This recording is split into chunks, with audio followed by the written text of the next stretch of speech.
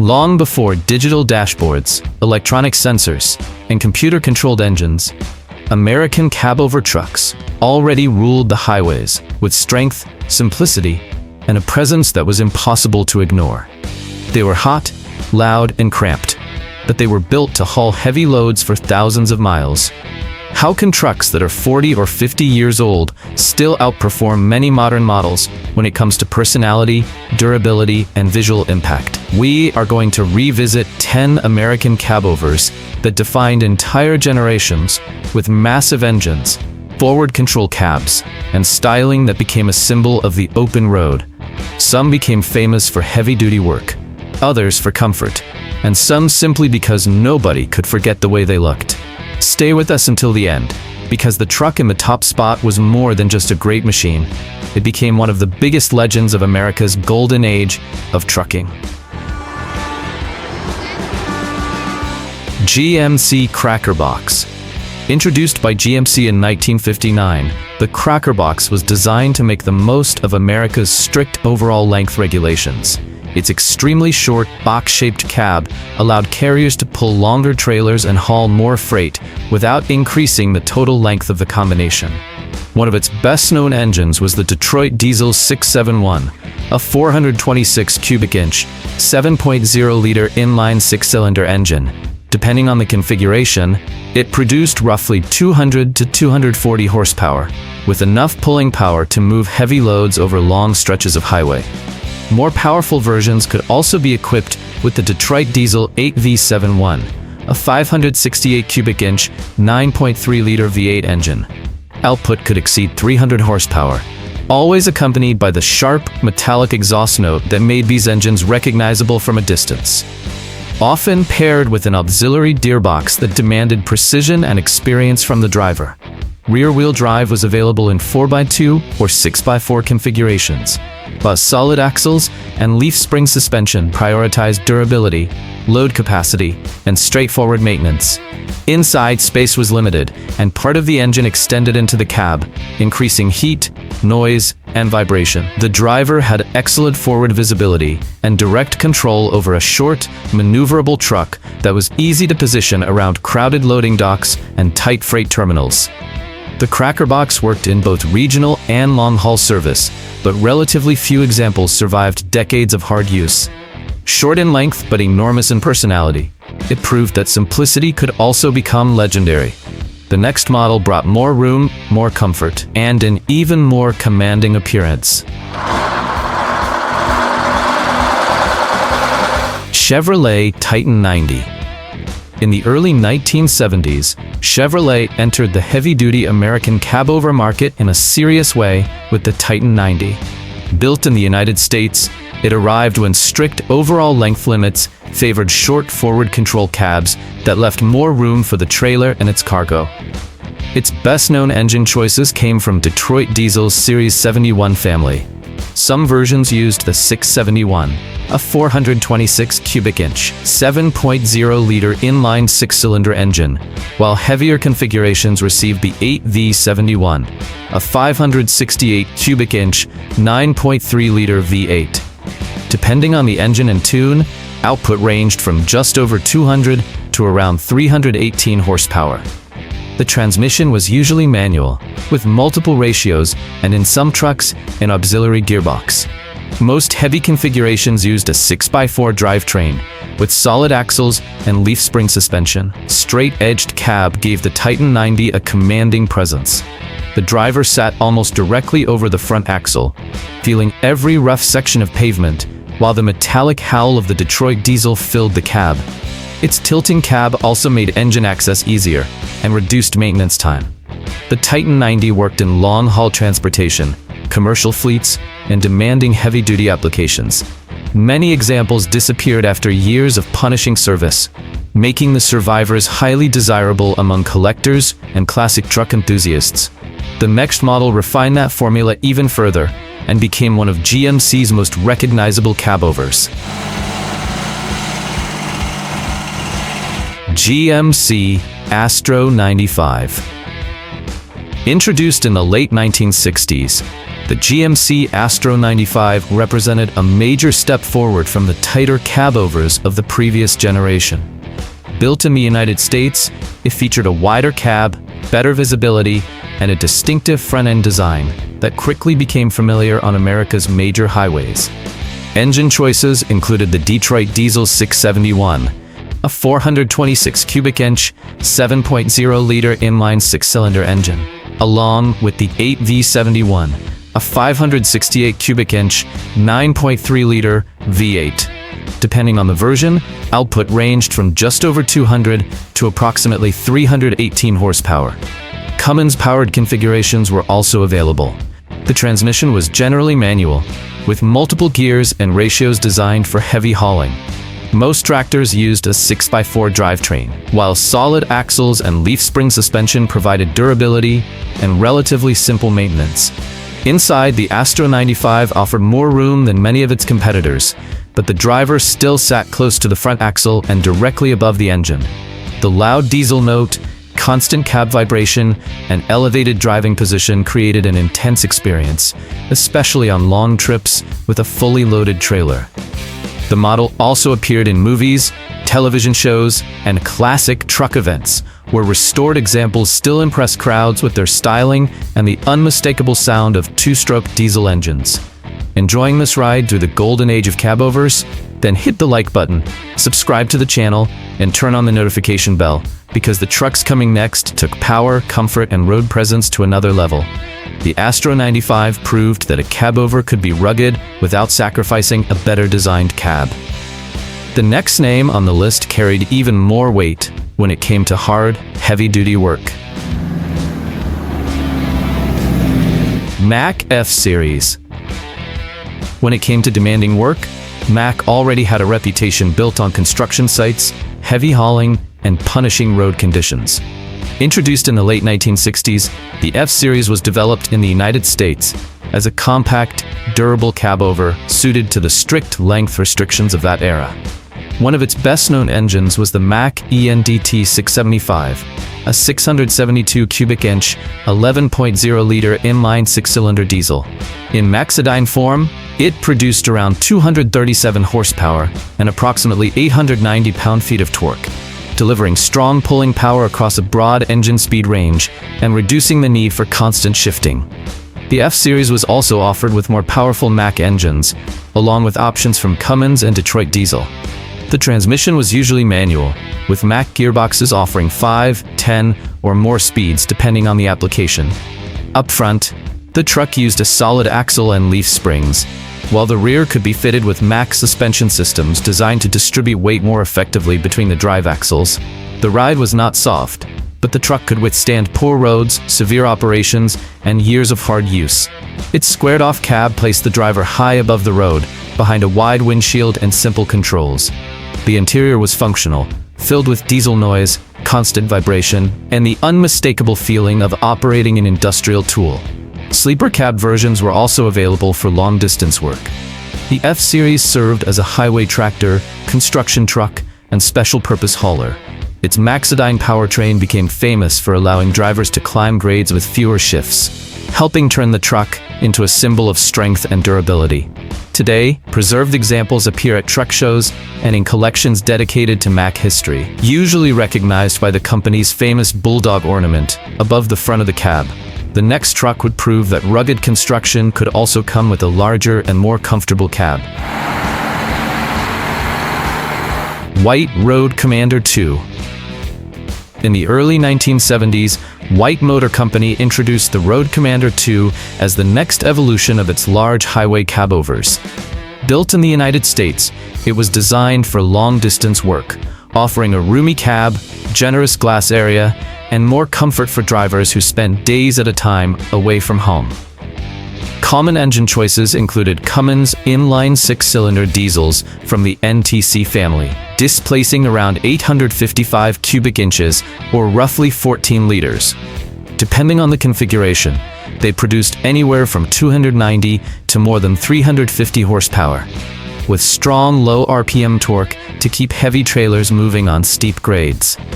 Some versions were fitted with the Detroit Diesel 8V71, a 568 cubic inch, 9.3-liter V8. It produced approximately 318 horsepower, along with the high-pitched sound that defined Detroit's two-stroke diesels. The transmission was manual, often supplied by Fuller, with 9, 10, or more speeds. Most tractors used a 6x4 drivetrain with a solid front axle and leaf spring suspension. Certain versions could also be ordered with rear air suspension to improve ride quality on long highway trips. Its tall, square cab had tremendous road presence. The driver sat directly above the front axle, facing a broad dashboard and a large steering wheel, while long-haul versions included a sleeper area. The tilting cab made engine access easier and helped reduce maintenance downtime. Used by major fleets, interstate carriers, and heavy-duty operators, the Road Commander 2 represented a time when durability and driver comfort were beginning to share the same cab. The next truck would take that balance even further and become one of International's most memorable highway machines. International Transtar 2 4070B. In the mid-1970s, International Harvester introduced the Transtar 2 4070B as an evolution of its long-distance Cabover lineup. Built in the United States, it arrived during a period of rapid growth in highway freight, when carriers wanted trucks that were compact outside but more spacious and comfortable inside. Available engines included Cummins inline 6-cylinder units, displacing approximately 855 cubic inches, or around 14 liters. Depending on the configuration, output ranged from roughly 290 to more than 400 horsepower, with enough torque to pull heavy trailers up long grades without losing too much speed. Detroit diesel engines were also offered, including the 8V71, a 568 cubic inch, 9.3-liter V8. In stronger configurations, it produced close to 318 horsepower. The transmission was normally manual, with 9, 10, or more speeds that demanded constant attention and precise timing from the driver. Most trucks used a 6x4 drivetrain, a solid front axle, and leaf spring suspension. Some units received rear air suspension to improve comfort on long interstate runs. 0 to 60 performance was never a factory priority, and top speed depended on vehicle weight, transmission choice, and differential gearing. From the outside, the Transtar 2 stood out with its wide cab, rectangular headlights, and completely vertical front. Inside, it offered a bed, storage cabinets, and reasonable space for 2 people. Although engine heat, mechanical noise, and the front axle directly below the driver remained part of the Cabover experience. Well-preserved examples are becoming increasingly rare and valuable, especially when they retain their original paint schemes. The next Cabover would bring improved aerodynamics and a far more modern appearance to the highway. Freightliner FLA. During the 1980s, the Freightliner FLA emerged as one of the most modern cabovers of its generation. Built in the United States, it was developed for long-distance operations and major fleets, combining a compact cab with improved aerodynamics, good visibility, and more interior room than many earlier models. Common engines included Cummins inline 6-cylinder diesels, displacing around 855 cubic inches, or roughly 14 liters.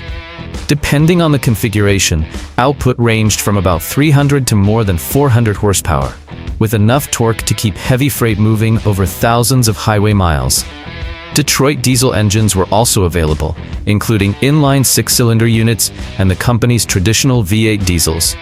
The transmission was generally manual, with 9, 10, 13, or even more speeds, offering drivers flexibility for different loads and terrains, allowing the driver to use lower ratios on steep grades and taller gears for highway cruising. Most tractors used a 6x4 drivetrain with a solid front axle. Rear suspension could use traditional leaf springs or airbags, depending on the specification.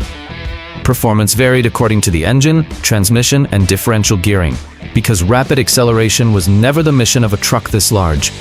Its tall cab, flat face, and smoother lines gave the FLA a modern appearance for its time. Inside, the driver found a broad dashboard, elevated seating position, sleeper berth, and storage for long trips. The FLA became a common sight in interstate service and large company fleets. Its combination of efficiency, familiar mechanical components, and a tilting cab made maintenance easier, while well-preserved examples now attract serious interest from collectors. The Freightliner FLA proved that a cabover could enter the modern era without losing its rugged, functional character. But the next truck carried an even more legendary name and a cab design that crossed multiple generations. Peterbilt 352. Introduced in the late 1950s, the Peterbilt 352 helped establish the company as one of America's leading cabover manufacturers.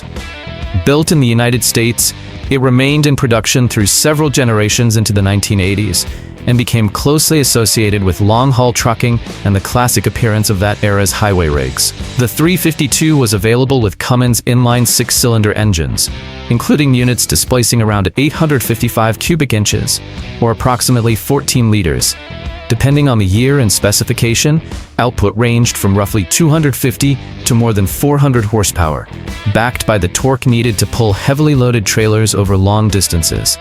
Detroit diesel engines were also offered, including the 8V71, a 568 cubic inch, 9.3-liter V8. The transmission was typically manual, with 9, 10, 13 or more speeds, combining deep lower gears for heavy starts with taller ratios for steady highway cruising.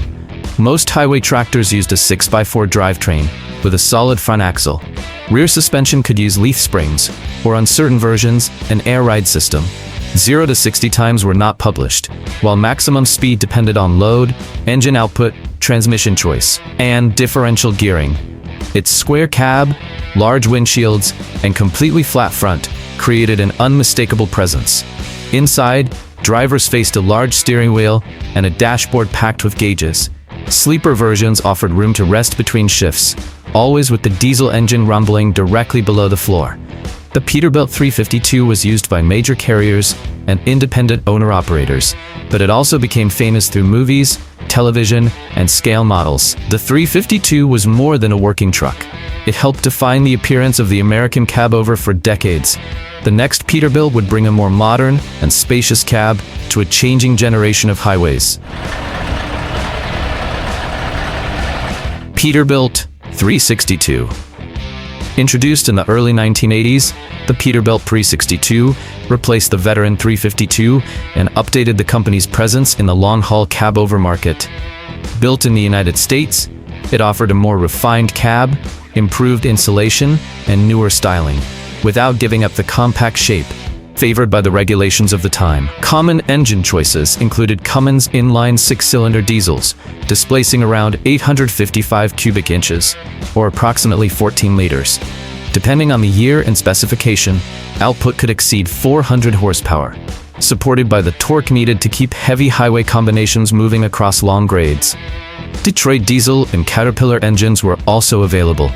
The transmission was usually manual, with choices of 9, 10, 13, 15, and more gears, depending on the application, or 18 speeds. Lower ratios helped launch heavy loads, while the taller gears allowed the truck to settle into an efficient highway cruise. Most tractors used a 6x4 drivetrain. The front suspension used a solid axle, while the rear could combine leaf springs or air suspension, depending on the application. 0 to 60 performance was not normally published, and maximum speed varied according to the engine, load, transmission, axle gearing, and fleet specifications. Inside, the 362 provided more room, a better driving position, and sleeper cabs designed for interstate travel. The driver could still feel the front axle directly beneath the floor, but the environment was better organized, with numerous gauges, storage compartments, and space for resting.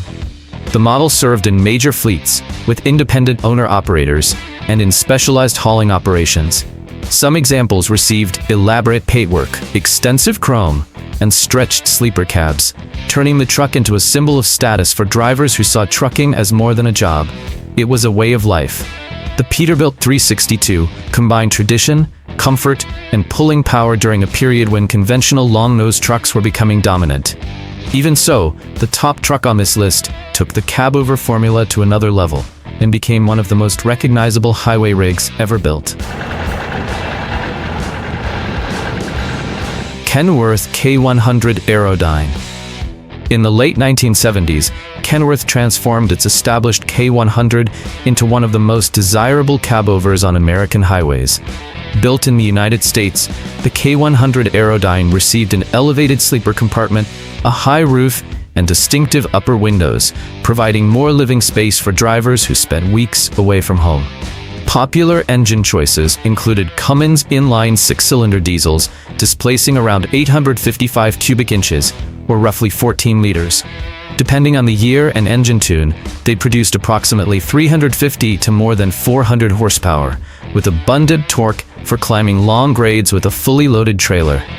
Caterpillar and Detroit diesel engines were also available, including the Detroit Diesel 8V92, a 736 cubic inch, 12.1-liter V8. Some versions produced more than 400 horsepower and delivered the powerful exhaust note that defined an entire generation of large two-stroke diesel engines.